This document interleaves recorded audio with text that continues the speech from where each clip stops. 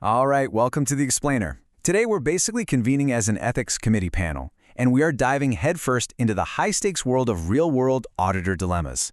Specifically, we'll be looking at the guidelines laid out in ACCA Chapter 3. You know, being an auditor isn't just about crunching numbers at a back room somewhere. It's really about holding the line on truth. And let me tell you, out there in the field, that line, it can get blurry very quickly. So this explainer is going to serve as your compass for navigating those complex, high-pressure situations where your ethics and professional conduct are put to the absolute ultimate test. So let's just dive right in. So, here is the million-dollar question we have to grapple with right out of the gate. How do you actually maintain absolute integrity when the rules aren't completely black and white? Because in the real world, you're rarely faced with a simple, good versus evil choice. Instead, you're going to face complex, heavily conflicting pressures. Pressures from clients, from your firm, and even from the market itself. So our job today is to figure out exactly how to navigate those gray areas without losing our moral compass. Here's our order of business for today. We'll start with the Ethics Committee briefing, then move to navigating the conceptual framework, identify our 5 threats to independence, crack open a specific dilemma on non-audit services, and finally wrap up with safeguards and professional skepticism. Okay, jumping right into Section 1, the Ethics Committee briefing. Let's establish our ground rules. Listen, every single decision we make as auditors is anchored in these non-negotiable rules we absolutely must uphold, the IESBA and ACCA fundamental principles. First up, integrity. That just means being straightforward and honest in all your professional and business relationships. Plain and simple. Next is objectivity. This means you absolutely cannot allow bias, conflicts of interest, or undue influence from anyone else to override your professional judgments. Then we have professional competence and due care, which basically ensures you actually have the up-to-date skills and knowledge required to do the job properly. After that is confidentiality, which is massive. You have to respect the value and ownership of the sensitive information you receive. And finally, professional behavior, meaning you comply with the relevant laws and you avoid doing anything that discredits the profession. Seriously, if even one of these pillars falls, the entire audit process just crumbles. Moving right along to Section 2, navigating the conceptual framework. This is our standard operating procedure out in the field. Let's see how this actually builds our toolkit. Having principles is great, right? But how do we actively protect them when things get messy? Well, we use the conceptual framework. It's this brilliantly simple 3-step procedure used to actively neutralize ethical risks. Step 1.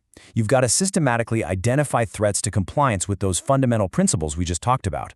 Step 2. Once you spot a threat, you evaluate its significance. Like, is this a minor, easily fixable issue, or is it a catastrophic conflict of interest? Step 3. You respond. You absolutely must either completely eliminate the circumstance that's creating the threat, or you apply safeguards to reduce it to an acceptable level. And hey, if you can't do either of those things, you have to walk away from the engagement. It really is that serious. Which brings us to Section 3, 5 threats to independence. It is time to recognize our adversaries. So, before we look at a specific case, we need to know exactly what our adversaries look like. There are 5 specific risk profiles that compromise an auditor's objectivity. First up is the self-interest threat. This triggers when there's financial gain or some kind of dependency involved. Think about relying way too heavily on just one client for your firm's revenue. That's a huge red flag. Next is the self-review threat. That's the very real danger of checking your own previous work. Then we've got the advocacy threat, where an auditor promotes a client's position so much that their objectivity goes out the window. Fourth is the familiarity threat. This happens when you become just a bit too sympathetic or too close to a client over time. Maybe you've been auditing the same company for a decade and you're practically best friends with the CFO. Finally, the intimidation threat. This is undue pressure. Say the client is threatening to replace your firm if you don't magically agree with their aggressive accounting treatments. These are the 5 profiles you have to constantly be scanning for. Let's put this into practice with Section 4, Dilemma Non-Audit Services.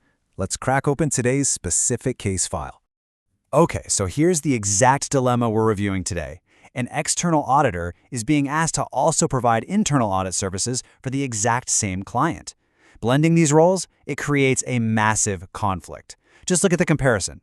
On one hand, the whole goal of the external audit is to provide independent assurance to the shareholders regarding the financial statements. Your loyalty is essentially to the public and the shareholders. On the other hand, internal audit is a consulting role for management. You are trying to improve client operations and internal controls. One role is about independently judging the company, while the other is about actively helping management run the company. You are literally serving two totally different masters here. And that brings us to pinpointing the exact adversary in this particular case file, the self-review threat. Think about it. If you build the internal controls as the internal auditor, and then you try to objectively audit those exact same controls as the external auditor, you are inherently compromised. I mean, you just cannot objectively grade your own homework. It is human nature to overlook flaws in a system that you help design. This is the absolute crux of the self-review threat, and it completely undermines that fundamental principle of objectivity we talked about. Which brings us to our final section, Section 5, Safeguards and Professional Skepticism. Let's resolve this case. So, the absolutely crucial point is, how does this committee actually respond to this non-audit service dilemma using our conceptual framework? Well, if the firm decides they really have to take on both roles, they must apply incredibly robust safeguards to bring that dangerous self-review threat down to an acceptable level. First off, you absolutely must use completely separate engagement teams. The people doing the internal audit simply cannot be the same people doing the external audit.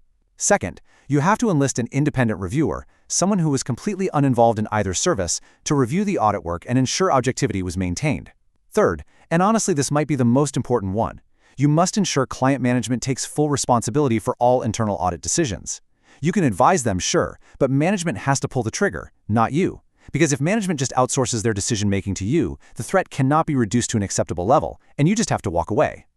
But listen, even with the absolute best, most robust safeguards in place, there is an ultimate backstop that every single auditor must rely on, and this quote defines it perfectly. Professional skepticism.